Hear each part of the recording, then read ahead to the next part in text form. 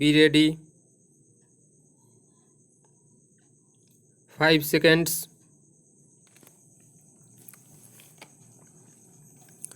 Start. Sir, I will now come to the supplementary demands. Sir, honorable members will appreciate that in the supplementary demands presented to the House, I have confined myself to the minimum requirements. The funds asked for are only to cover the provisional payments of two increases in the rates of dearness allowance sanctioned by the government from 1st May 1973 and the cost of certain urgent surveys and works undertaken or proposed to be undertaken out of turn during the current year. Payment of the two increases in DA have already been made to the staff to the extent of rupees 10 crores by the end of October.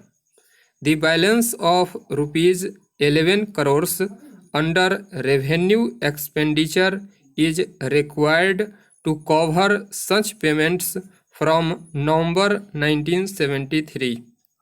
The House will note that I have made no request for allotment of any funds for dearness allowance liability under the works grants. The amount of rupees 2 crores required for this purpose is proposed to be absorbed within the existing allotments. Even for surveys and written works, I have approached the House with very modest proposal limiting the requirements to the minimum during the current year. The main items are 4 surveys, 2 road restoration works and 2 projects, namely a factory at Nasik for manufacture of electric traction motors and a wheel and axle plant in Karnataka. In addition, generating sets are proposed to be installed at key workshops and production units.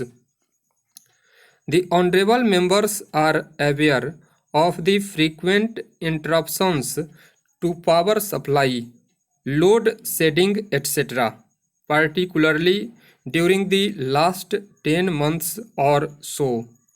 These interruptions have adversely affected the production and maintenance of our rolling stock.